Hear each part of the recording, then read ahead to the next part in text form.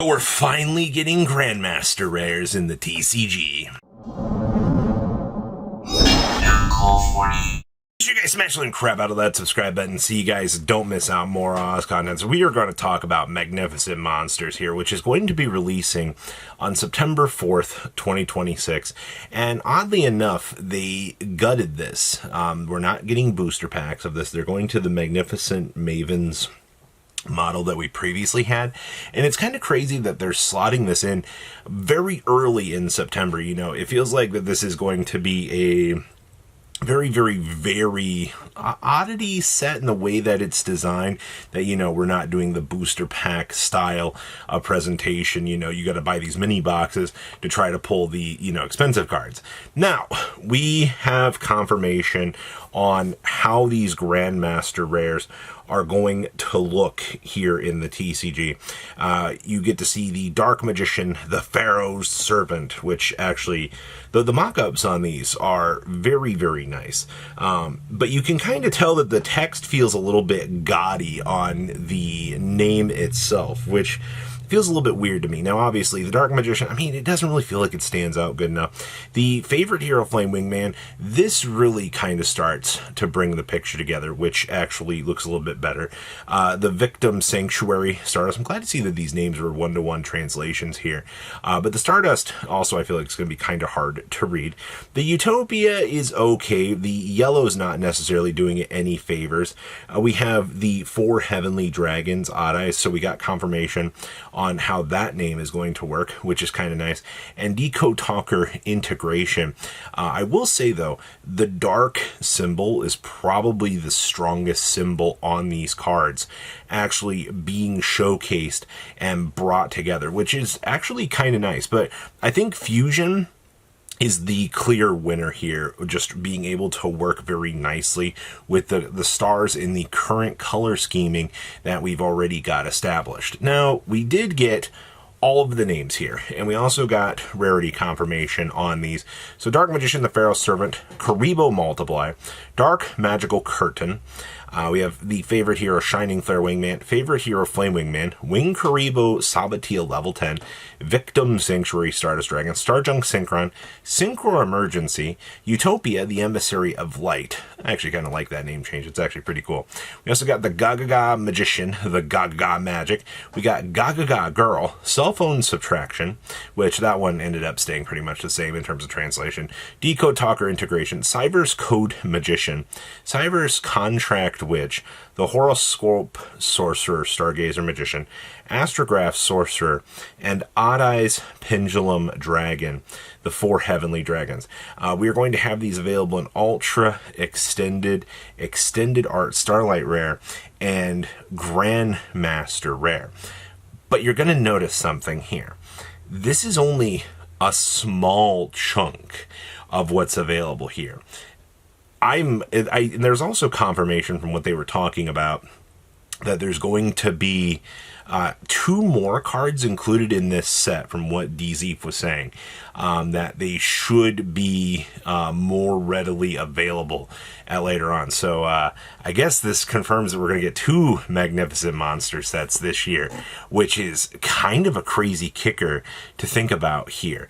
Now, we got a showcasing on how this is going to work for European and the North American versions. So, not every region is going to be getting these. Now, what does that mean?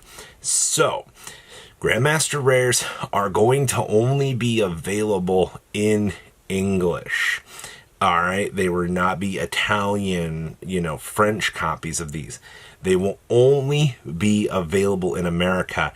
And what's even crazier about this is the fact that on these Grandmaster rares, America will have a normal serialization, and then the European versions will have the E to differentiate them between, which region that these were pulled from. So is there a difference? No, it's just a simple E, but there's not going to be 700 of these out in the world. I believe officially now for our serialization count, it should be 100 for America, 100 for Europe, 100 for Japan, and I believe it's 100 for China. and maybe 100 for Korea. The Korea one I'm not sure on yet, but there is at least 400 serializations of these in existence, and it's way better than doing this per the languages like we were expecting. Now, this is your confirmation here as to how this is going to work. So there'll be 1,800 total EN Grandmaster Rare serialized cards across the Americas of Spanish, Portuguese, and so forth. So yes, it's also going to be interesting to see how they're going to incorporate this, because you have a buildup here of Spanish and Portuguese packs that will come to our region, but also there's going to be Portuguese and Spanish packs that'll have the E in it. So I'm a little bit curious to know how that's going to shape up here, for how that's going to work. But yes, we got confirmation on how this works. And honestly, I think this is fine. I like this number. It's a little bit more smaller. It's a little bit more precise. And honestly, I think that this is going to, work out pretty nicely. Obviously, it's going to be harder to pull an E1, if you want my honest opinion, because that's across all, Spanish, Italian, German, French, English, Oceania. That's a lot of stuff. But it's going to make these Grandmaster rares even more coveted, in terms of availability. Now, reprints. Ooh, this is a crazy selling point, Konami. You're wild for this one. For whatever reason, Waboku is finally getting its rarity upgrade. This is something that we have wanted for a very, very long time. We've wanted to see Waboku getting, a holo printing, because it's been a highly requested card, man. Like, it's been a meme for 25 years of this game's history that for whatever reason we have just missed out on Waboku. And I don't know why they've just been so negative about this, but we are finally going to be seeing actual, playability back with this, maybe for older formats. I love Gladiator Beast being able to use this. And 6 Cents, after like 100,000 years, is finally getting a holo printing. I'm glad to know that they remembered this card all the way back from Legendary Collection Joey's World, because it only being available in common has always felt so weird to me. But the fact that Konami is willing to, pull out the rarity upgrade for this is actually very refreshing. So I can't wait for the discussion of, oh my gosh, 6 Cents is going to get reprinted and it's going to be legal again. We also are getting, this is pretty disappointing actually, Nightmare Eyes Restrict, Antimatter Dragon, and Hauki Fibrax Prism are going to be coming in this set. Now, why were these not ported into battles?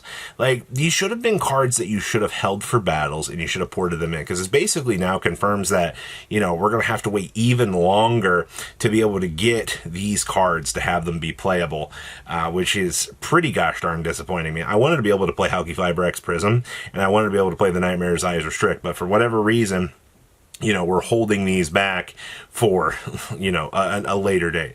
Now, we got our information here on pack configuration. Now, this pack is kind of interesting. So, pack breakdown, there's going to be 3 packs per box. Each pack has 1 card of each pool. So, Pool A will be extended art, mostly new versions of famous manga art cards, which is usually standard art. But if you pull an extended art, it will be in this pool, which is standard, ultra rares, and extended art pool. There's also a new variant card pool, which is Pool B, 8 brand new cards plus 12 brand new variants, IP, Masquerade, and SP, and the 10 chibi arts will go in this slot. Pool C will be a foil up pool, ultra rare foil upgrades, and 40 cards never released as foils. Pool D will be the first half of the reprint pool, and Pool E will be the second half of your reprint pool. And then we have the secret rare bonus slot. Pool 1 will be 6 brand new boss monsters, 1 of each for the special Fusion type, Fusion, Ritual, Synchro, Exceed. 6 secret rare chance to upgrade to Starlight. And one of Pool 2 will be one of the 10 variant art chibis, but is Secret or Starlight. Pool 3, the remaining 10 cards from Pool B, also available in Secret and Starlight. Secret rare chance to upgrade into Starlight rare. So, interesting. And the last little bit here, there's no Mega Tins this year. Konami learned. What if we just gut the tins and just convert it into another product? And we actually can save a lot of face here. Very, very interested. Very, very interesting. Very, very interesting. But I'll talk more about this hopefully later. But please, leave a comment down below, tell me what you guys think, and I'll see your beautiful faces back here later, guys. patrons. Thank you.